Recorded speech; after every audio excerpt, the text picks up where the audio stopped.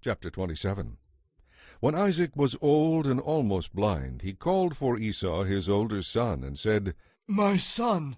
"Yes, father?" Esau replied, "I am an old man now, and I expect every day to be my last. Take your bow and quiver full of arrows out into the open country, and hunt some wild game for me. Prepare it just the way I like it, so it's savory and good, and bring it here for me to eat. Then I will pronounce the blessing that belongs to you, my firstborn son, before I die." But Rebekah overheard the conversation. So when Esau left to hunt for the wild game, she said to her son Jacob, "I overheard your father asking Esau to prepare him a delicious meal of wild game. He wants to bless Esau in the Lord's presence before he dies. Now, my son, do exactly as I tell you. Go out to the flocks and bring me 2 fine young goats. I'll prepare your father's favorite dish from them. Take the food to your father. Then he can eat it and bless you instead of Esau before he dies." "But, mother," Jacob replied, "he won't be fooled that easily. Think how hairy Esau is and how smooth my skin is. What if my father touches me? He'll see that I'm trying to trick him, and then he'll curse me instead of blessing me." "Let the curse fall on me, dear son. said Rebekah. Just do what I tell you. Go out and get the goats." So Jacob followed his mother's instructions, bringing her the 2 goats. She took them and cooked a delicious meat dish, just the way Isaac liked it. Then she took Esau's best clothes, which were there in the house, and dressed Jacob with them. She made him a pair of gloves from the hairy skin of the young goats, and she fastened a strip of the goat's skin around his neck. Then she gave him the meat dish, with its rich aroma, and some freshly baked bread. Jacob carried the platter of food to his father and said, "My father?" "Yes, my son." he answered. "Who is it, Esau or Jacob?" Jacob replied, "It's Esau, your older son. I've done as you told me. Here is the wild game, cooked the way you like it. Sit up and eat it so you can give me your blessing." Isaac asked, "How were you able to find it so quickly, my son?" "Because the Lord your God put it in my path." Jacob replied. Then Isaac said to Jacob, "Come over here. I want to touch you to make sure you really are Esau." So Jacob went over to his father, and Isaac touched him. "The voice is Jacob's, but the hands are Esau's," Isaac said to himself, but he did not recognize Jacob because Jacob's hands felt hairy, just like Esau's. So Isaac pronounced his blessing on Jacob. "Are you really my son, Esau?" he asked. "Yes, of course." Jacob replied.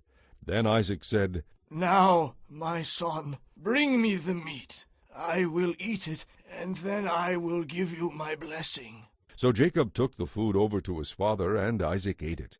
He also drank the wine that Jacob served him. Then Isaac said, "Come here and kiss me, my son." So Jacob went over and kissed him, and when Isaac caught the smell of his clothes, he was finally convinced, and he blessed his son. He said, "The smell of my son is the good smell of the open fields that the Lord has blessed. May God always give you plenty of dew for healthy crops, and good harvests of grain and wine. May many nations become your servants.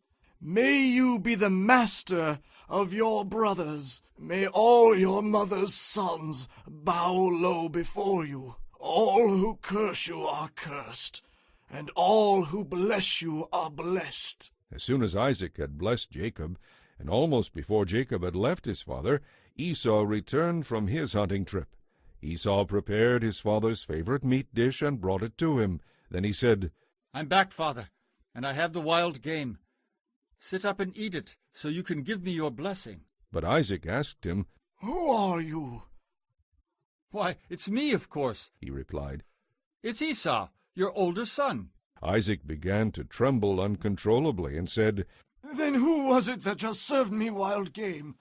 I have already eaten it, and I blessed him with an irrevocable blessing before you came." When Esau understood, he let out a loud and bitter cry. "Oh, my father, bless me too," he begged.